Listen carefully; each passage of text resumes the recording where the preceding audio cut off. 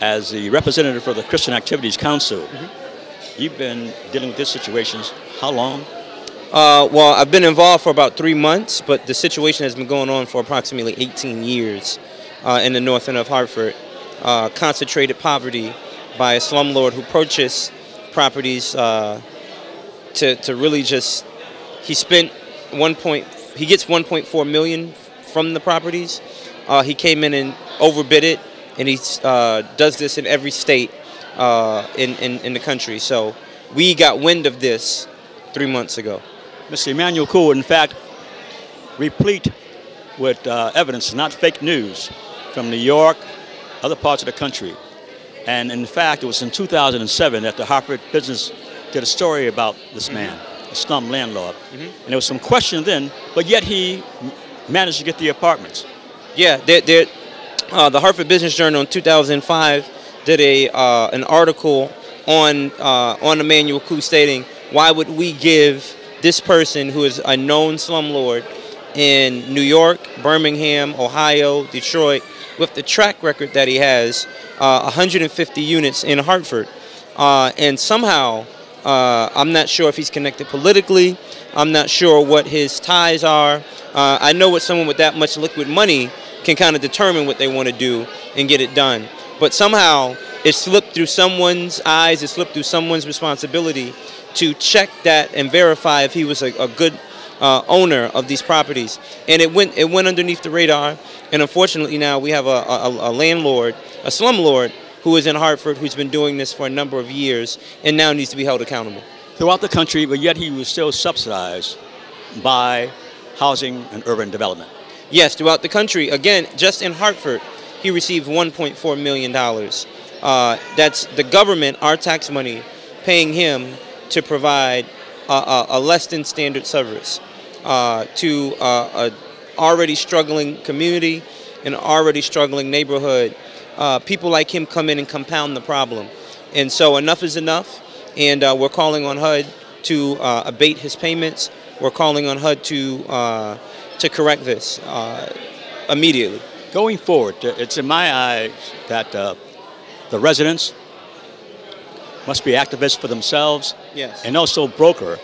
And the broking power, since it is political, I should say, their votes, registering. So going forward, I'll give it to you your plans. What else are you going to do in terms of? So where we are now is whenever you're organizing people who are in severe poverty, it is hard to convince them to stand up and find their voice, because they think that if they speak out that they can be evicted, that there'll be a whole bunch of retaliation. And what we're saying to them is, find your voice, allow us to organize you, and watch the solution and the result that you want come. Because in this country, power is defined in two things: organized money and organized people.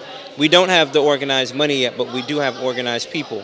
So what we're saying is we're trying to build relationships with your neighbors and to make this an issue. And today, we didn't get all 150 units here, but we got a few who really wanted to stand up and make this not just their issue, but make it an issue to HUD, make it an issue to the city, make it an issue to the Department of Public Health, make it an issue to the community, because they're suffering silently over on Sim Street, Belden Street, Fairmont Street, Florence Street, Sim Street. They're suffering silently over there, and we just drive by it. The funniest thing that I've seen in this process is looking out of 62 Albany Avenue, you get a nice glimpse of the Yard Goat Stadium, a $68+ million project, when you have severe poverty concentrated in one space.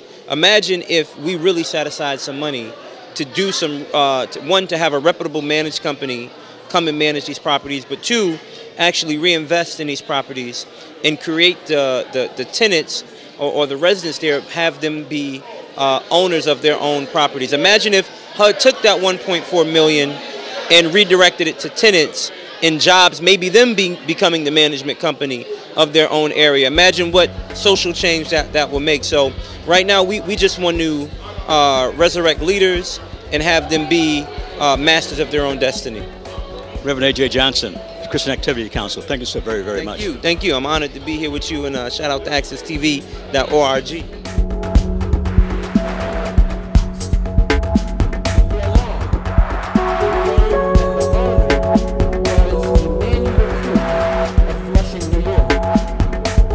Hi. My name's J.C. McCauley. I'm Naisha McCauley, and you're watching accesstv.org. In the Clay Arsenal neighborhood, with over 150 apartment units. Those units are situated in the heart of a federally designated promise zone. We set out to meet residents in other buildings and heard the stories and saw with our own eyes living conditions not suitable for any human being. To understand how egregious the situation is, let me help you understand how this process works. Mr. Ku owns 150 units in the North End of Hartford that are subsidized by the government for low-income individuals and families. Each unit has a market rate rent assigned to it by the federal government. I want you to listen to this number. Mr. Ku receives $1.4 million from the federal government for these apartments each year. Mr. Ku owns these kinds of properties in multiple states, and in 2005, a housing advocacy watch group here and now named him the third worst slumlord in New York City. In 2007, the Hartford Business Journal published an article warning Hartford leaders of Mr. Ku's history as a slumlord and of his interest in buying 25 properties, citing his horrific housing practices in other states. Unfortunately, despite his reputation, he succeeded in purchasing all of these properties. He is subject to HUD inspections and has managed to squeak by with barely passing scores. He does this by flying in an asset management team from Georgia before his HUD inspections to get his conditions just barely passable. In New York City alone, as of 2005, Ku was issued close to 3,000 housing code violations, of which more than half was designated as hazardous violations. It took Mr. Ku on average more than 990 days to solve them. Mr. Ku's code violation prompted the New York congressional delegation to change federal housing regulations that effectively prevented Ku from buying any more foreclosed property, public housing in New York City. And we think that we can do the same thing here in Connecticut. Ku has numerous citations here in Hartford, but through court extensions, loopholes, continually changing property management companies, and an understaffed local HUD office, and through intimidating and threatening his residents, Mr. Ku has been allowed to operate as a slumlord with no consequences until now. Can we put our hands together for that?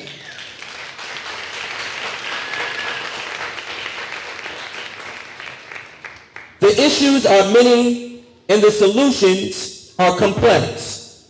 There are many federal and city entities who need to be held accountable for these conditions, particularly with someone with such a large footprint and documented violations, and residents are building power to hold these agencies accountable. This is what you see here today. However, Mr. Ku not only received millions in housing payments from the government, but he also cost taxpayers a tremendous amount of money while requiring HUD and the city's attention for his many violations. By increasing emergency room visits from illness caused by rodent infestation, and impacting the ability of our children who attend our community schools to be focused on their education. Because who can think about learning when you can't rest safely at night?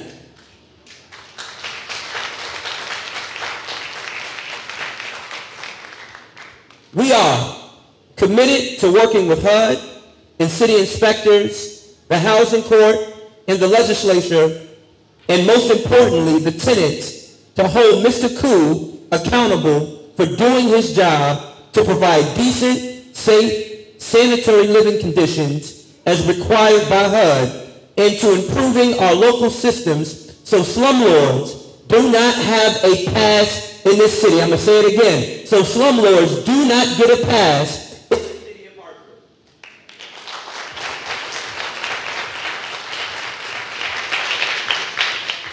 Those solutions will take time, but we need to make change happen right now in the daily living conditions of these residents. Doug, they can't wait for the next legislative session. They can't. We can't wait for the next city council meeting. But we need, or the next inspection. But they need justice now. They need justice right now.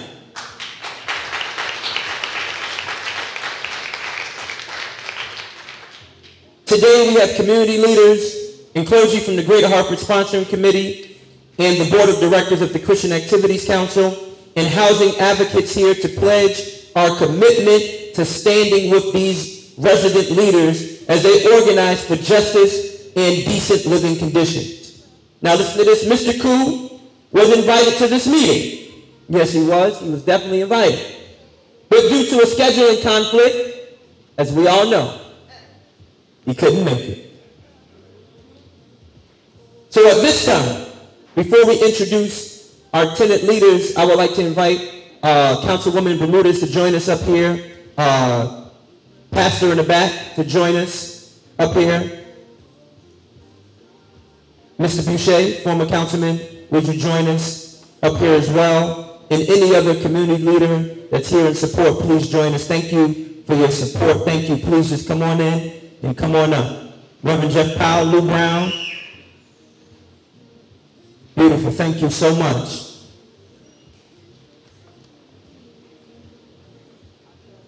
So at this time, I want to applaud the bravery of the people you're going to hear from today. I'm not going to say their lives have been threatened, but when you threaten someone's housing, that's practically their life. And I applaud each of them for being here today to stand up. So I would like to introduce the tenants who will share firsthand about their experience of living in Mr. Ku's properties. Can we put our hands together for all our tenant leaders here today?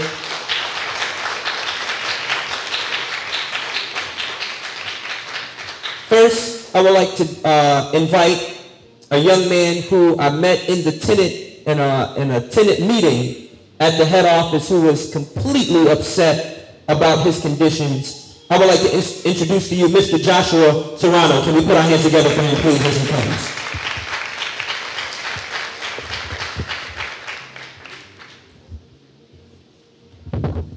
Good afternoon, everybody. Thank you for coming out. My name is Joshua Serrano. For the record, that is JOSHUASERRANO. I am a tenant here on the Clay Arsenal Renaissance Apartments. I've been a tenant here for the last 11 years. The last 3 years I've been head of household. I have made multiple attempts to place work orders. My work orders are on file. Backtrack for 2 years now. The work orders have gone ignored. Maintenance tells me that the work orders are minor, but they include mold in the bathtubs, both bathrooms, around the tub and on the ceiling. There are broken tiles in front of the tub, which my son has cut his feet on coming out the towel. The latch on the windows are broken and do not close. Therefore, my heating bill in the winter drastically increases. The garbage disposal broke and leaked water under my sink, causing the wood to rot. Maintenance simply placed a tile over the rotted wood. For over 2 years, I complained about the roaches and mice. Maintenance did not respond, so I had to take care of the roaches myself. They are just getting around to trying to get a handle on the mice. But to date, I still have a heater covered with rat droppings in my dining room. And for some reason, what is minor to them is definitely major to me and my family. And I deeply believe no one, regardless of their financial status, should live in these conditions. Thank you very much for hearing my testimony. Thank you, Mr. Serrano. Next, we are going to have Julissa Espinel, and she says all the many times that I've met with her, Pastor, my English is not well. Today, she's going to speak the best English she can. Can we put our hands together for Miss Julissa Espinel?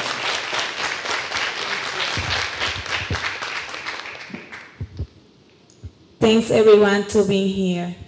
My name is Julissa Espinal, Yulissa Espinal, and I have 8 years residing in the 5 Florence Street apartment B3, owned by Emmanuel Ku.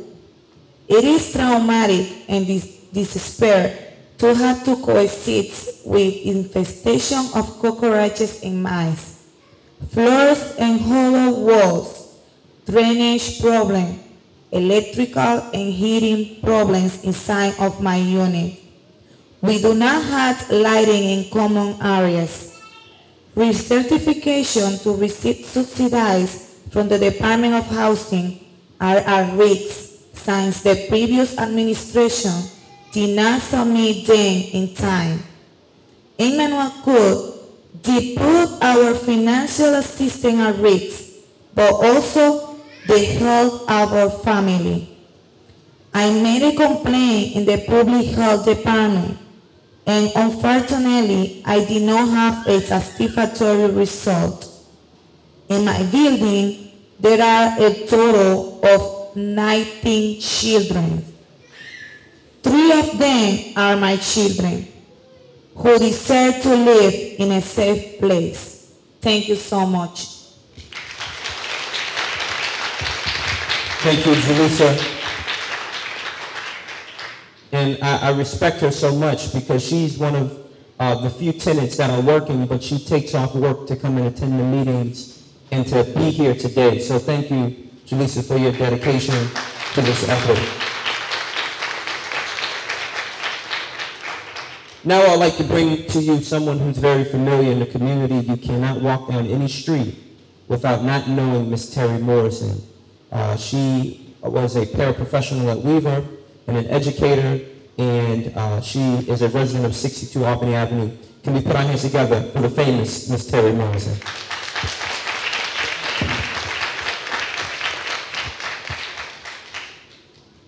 Good afternoon. My name is Terry Morrison, Terimorrison. I currently reside at 62 Albany Avenue, apartment B1. I'm going to speak to you in regards to office etiquette. In our property manager's office, we have experienced about 8 or 9 management changes in the last 4 years. The inconsistency has caused us to have communication issues in reference to children with disabilities. People who don't speak bilingual in the office cannot communicate with the rest of the tenants, as well as the maintenance workers being changed very frequently. These types of business practices create a system of despair and disrepair for our properties. This allows our property owner to change contractors because he doesn't like when they tell him how much he has to invest in his property to keep it up to code. And so when he can do this and use that as an excuse because he just got new property managers, it falls back on us as tenants. I love to cook, and I've experienced mice on my stove while I'm cooking. And that is very disgusting. My kids' snacks hang on the wall in a nail, in a plastic bag, because you can't leave anything on the counters. And I'm no longer able to have a fruit dish on my dining room table. And I frequently wipe mice poop off my windowsills and baseboards because I have grandkids that visit frequently. Another issue is the products that they're using are substandard and the mice are eating through those. I implore you, please assist us because we deserve to live well. We are nice people, we are parents, and we respect our community and where we live. We just want to be respected by our property owner. Thank you so much.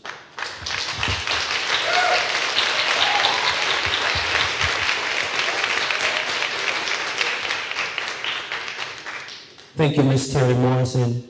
And she has a daughter who is on the Hartford Proud drum team as a dancer. And I'm just so happy every time I go into their home and see them operating in their community. Next, we'll have another tenant leader who stepped up to the plate during this campaign. We would like to invite Milagros Ortiz. Can we put our hands together for Milagros Ortiz?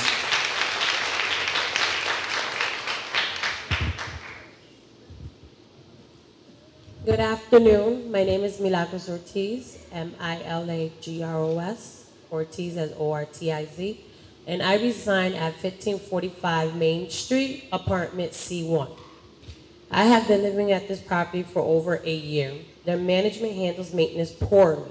I have seen so many different faces, and they do not wear uniforms or badges to identify themselves. They also do not come in a scheduled time. Anyone can knock and say they're maintenance. They also do not come at a scheduled time. The windows at my apartment were not properly installed. To fix them, maintenance screwed the windows shut and is not able to open the windows at all. If there's a fire blocking the door, how will my children escape? I'm afraid that my children could burn if not able to get out of the windows. My apartment is also infested with mice. In 1 year, I have caught over 25 mice. Yes. My daughter is afraid to go to bed because she woke up with a mice crawling on her bed. I'm a very clean, and I keep my apartment clean. And so it's not my fault nor my kids' fault. My biggest fear is that someone will break into my apartment and threaten my children's safety. I fear that living on the first floor, that someone will come in my house because of the simple fact that the windows are not properly installed, and puts my daughter at risk of possible sexual assault if someone breaks in. Either the windows are not properly secured, and they allow intruders, or they're screwed in and create a fire hazard. So I stand tall to face Emmanuel Ku to tell him, I hold you responsible for any harm that happens to my loved ones due to maintenance issues that could be properly fixed. And I just want to live in a safe, secure environment. That is all I ask for. Is that too much?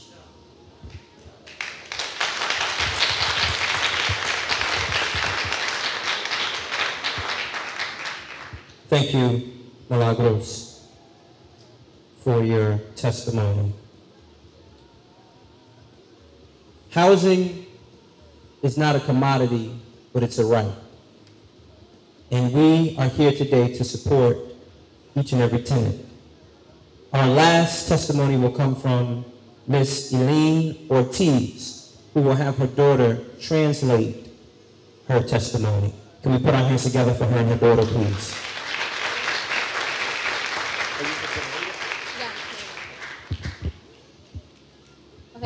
Good afternoon. My name is Angelica Ortiz.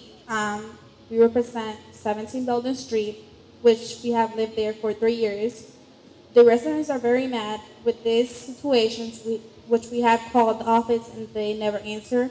We report the problems that we have in our apartment, which they don't fix. And as an excuse, they say they have lost the documents or the reports are not found. We have an infestation of mice and cockroaches. We have broken windows, bathrooms with mold, which we clean and comes back out. In her son's room, which is he needs special needs, the water leaks through the fire alarm when it rains and when the snow melts. The ceiling is cracked in some apartments. The cabinets are falling. The closet doors are falling too. The building is falling sideways, which makes holes in front of the building. They just fill them up with dirt so it won't be noticeable. The stairs inside the building slide sideways. They're violating our rights. They come in the building whenever they want, but I'll send them letters. Please, we want somebody to hear us. We have called the city and left reports, and they don't call us back. We want our voices to be heard because we have children with special needs. They don't answer our calls, and thank you so much.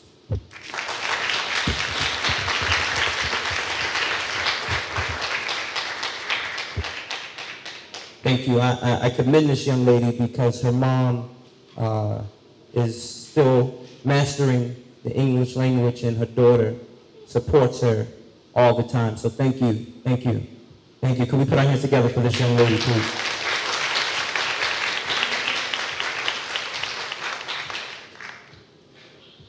Now the moment we've all been waiting for.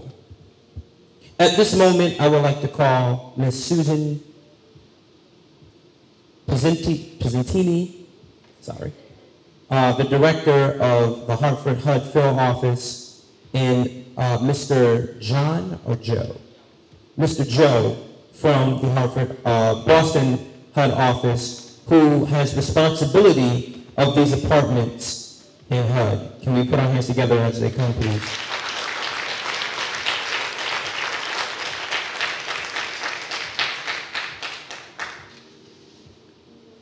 Miss Susan and Mr. Joe, the residents call upon Mr. Ku. Come close. Don't be scared. I ain't gonna bite you. I ain't gonna bite you. I ain't gonna bite you. The residents call upon Mr. Ku, and I'm sorry to add Darlene Robinson-Childs, if you don't mind joining us as well, who is the supervisor for license and inspections in the city of Hartford.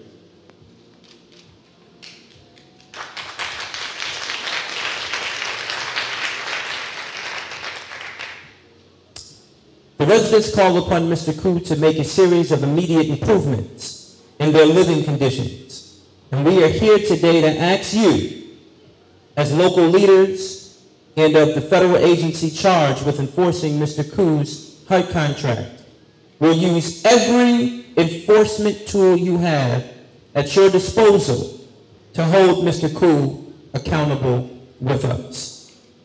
The residents demand and deserve the following from Mr. Emmanuel Ku. Number one, apartments free from mice and mold. Do you agree? It's like getting married all over again. You gotta speak that out a little louder, okay? Okay. Number two, competent and reputable management company and maintenance crew with a clear work order system, 24-hour maintenance line, and a process for evaluating completed repairs. Do you agree? Yes or no? Yes. All right. Number three, professional and respectable maintenance personnel who wear uniforms, identification badges, and have skills and licenses required to perform the duties of the job. Do you agree? Yes or no? Number four, to require Mr. Ku to hire qualified office manager who staffs the office during regular business hours and with a defined process for conducting all rental business. Do you agree? Yes or no? Number five, the residents demand and deserve to understand completely the process by which Mr. Ku was allowed to purchase 25 buildings, getting his reputation throughout the country. Do you agree to sit down with the residents and explain how this happened? Yes or no? Yes or no? No. Yeah, you'll have time to respond. So that's no from HUD, from the L&I? You're going to refer to them. Okay. Okay. We ask you, on behalf of HUD and the city, will you commit to meeting with a group of resident leaders, CAC organizers, and a team of local clergy on a regular basis, as often as every 2 weeks if needed, to assess conditions and carry out the available enforcement options to bring about the kind of living standards every person deserves? Yes or no? Can we put our hands together?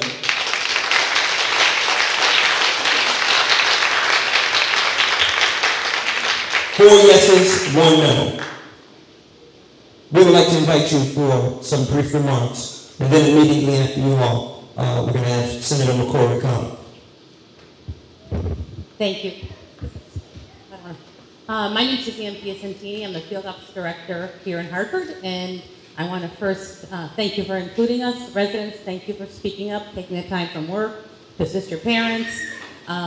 and tell your story. It is a story that we're not happy to hear, but we are happy to commit to ending issues that you're facing. To the faith-based community, we share many properties in Hartford that we've developed together. Christian Activities Council, St. Monica's Elderly, First and Second Village. We've partnered with faith-based communities, and we love that you're here today representing those that you serve in the community as well.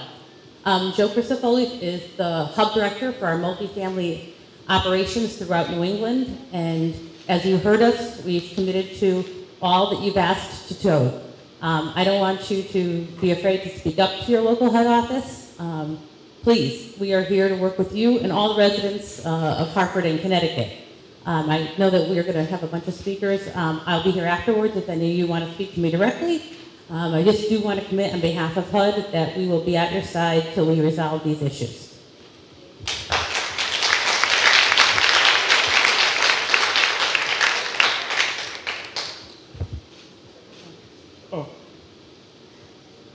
Thanks, Suzanne. My name is Joe Crisafoli. I'm the Asset Management Division Director. I work in Boston for the multifamily branch of HUD.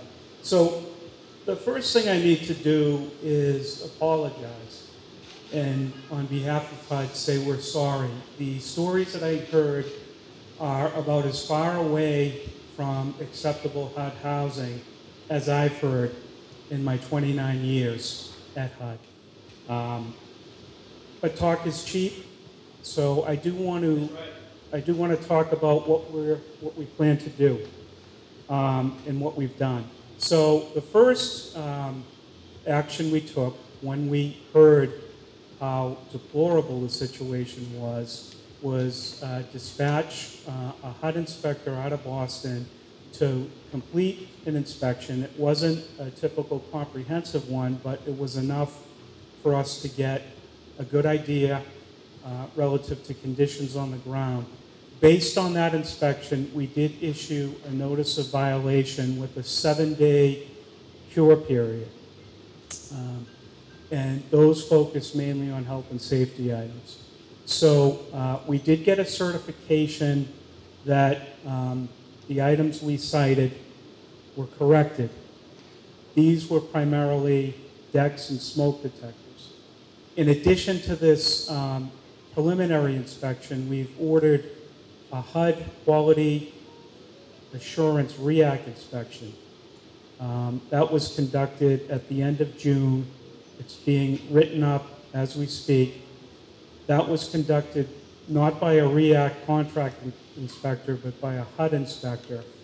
And we asked them to increase the sample size of units inspected to 50%, which is way in excess of the normal REACT protocol for these types of inspections. We're also making available to Mr. Ku and the management HUD expert on integrated pest management strategies to work with management on site to address the infestation issues. It's completely unacceptable. I can't explain, I've never heard of an infestation this bad. So we will get to the bottom of it. Let's see. I answered no to one of the questions, and that had to do with a discussion of how Mr. Ku purchased the property. And I said no because I don't know. We don't know locally. This was handled out of Washington. So I want to modify my no. We will, of course, work with you in getting answers. I just don't know the process, and we don't know it locally. So. Well, that's unacceptable because someone like Mr. Ku should not be able to come into a city like Hartford and do it so no one knows what's happening. So Understood. Because what's to say another one doesn't come, and will it be the same story as we don't know how this happened again? It's just unacceptable. You're right. In the city, particularly in North End Hartford. So. Yeah, we will look at the answers. Absolutely. If you want to take questions. Yeah, I'm happy to try to answer any questions you have. Sure.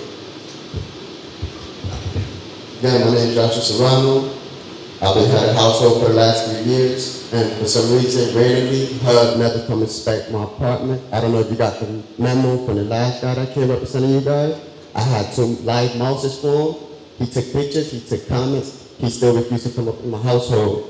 Is there a certain way you guys process that? Because randomly for 3 years on a 50% rate, like you just verified yourself, doesn't make no sense to me that 3 years in a row my apartment doesn't get inspected. Please do answer that for me. So, the unit sample is supposed to be random, and as far as I understand it is, it's a randomly generated listing, and they're instructed, the inspector is instructed to only go to those units. So, you know, that's the best I can do. Thank you so much. We're going to take questions in a minute, but we want to make sure that Senator McCauley comes and talks about what we're going to do during the legislative session, and then we're going to let Ms. Darlene from the city give her reflections, and then we'll take questions. My apologies. Can we put our hands together for Senator Douglas McCauley, but not new to the neighborhood. Good evening. Real quickly, this issue was brought to my attention last week when Pastor Johnson gave me a call. I immediately met with him, and from the stories I was hearing, I said, this is ridiculous. It's absolutely disappointing. And really disappointing in our federal government, HUD specifically. If this was happening in any other community outside of North Hartford, I think this issue would have been solved a long time ago. And that's just my personal opinion. But I do think the people from HUD for apologizing. You did apologize for what's happening, and now we have to correct what's wrong. My responsibility, I had a brief conversation with the Commissioner of Housing yesterday, and she has a representative here. That's how much she was concerned about the conversation I was having. They have representation here. My goal is to put forth legislation to prevent this from happening in the future and to prevent people from coming into this community, purchasing HUD homes and having people live in squalor. If you heard what the people were saying, they've been living in these conditions for a number of years. I heard 3, 7, 8. They want quality housing. It's our responsibility as a federal government and as community leaders to make sure they have quality housing for their children and for themselves. And what they have right now, they're living in third world conditions in a first world country, and that's unacceptable. So I would do everything possible to make sure we put legislation forward to prevent this, but more importantly, we have to hold HUD accountable for allowing this person to purchase these homes, 25 of them in one concentrated area in the proper zone, to allow this to continue. If we're back here 6 months from now and the conditions are the same, then we have failed these people and they have failed us. Thank you very much. I have to run. Thank you so much, Senator McCauley. We, at this moment, would like to invite up Ms. Darlene Robertson-Childs, who is the supervisor for license and inspection. Can we please put our hands together for her? Thank you all. First of all, let me just say this. Listening to the stories here, this is crazy. I apologize that you guys have to go through that, but as soon as our office heard about it, Kiana Osiande went directly out there. She did what she had to do. We've been working with you diligently to help resolve these issues. And you said it started like 3 months ago? Like 3 months it's been going on? And I'm just shocked at what I'm hearing. So I truly apologize for your living conditions, and I do know that we are working with you to help resolve them, okay? Again, let me introduce Kiana Osiande. She's the city inspector. She went out there, she performed the inspection. And also Kylie Gosselin, Deputy Director for Development Services. And we are here for you. Anytime you need our office, although we are short in manpower, we're there for you. And I did hear someone say that they contacted our office and didn't get a response. Now that's unacceptable. And I would like to hear more about that, and we'll take your complaint if you haven't heard it from anyone.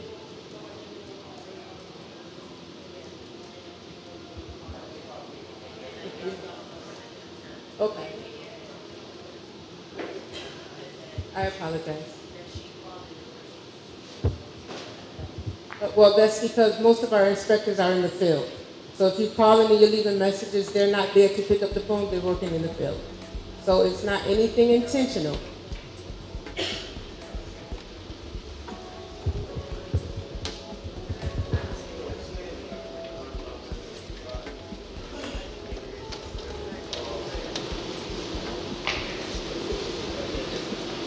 But we can talk about it again on site, okay? But I would like to thank you all for inviting us out here, and we're here for you. Thank you so much, Darlene.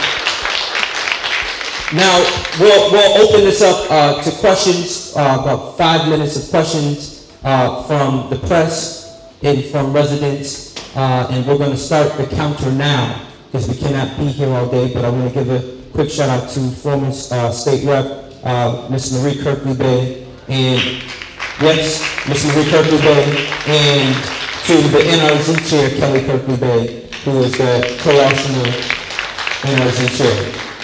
We'll now open it up to any questions. Now, we just want to go back to that question that Joshua asked. How is it that the inspections are random, but not random? Every time HUD comes out, it's been reported that the units in which are being looked at are the same units that are looked at every year. So how random is the system? And it feels like most of, if I'm articulating this correctly, that most of the units that are looked at are the better units in the system as opposed to the worst units in the process. So.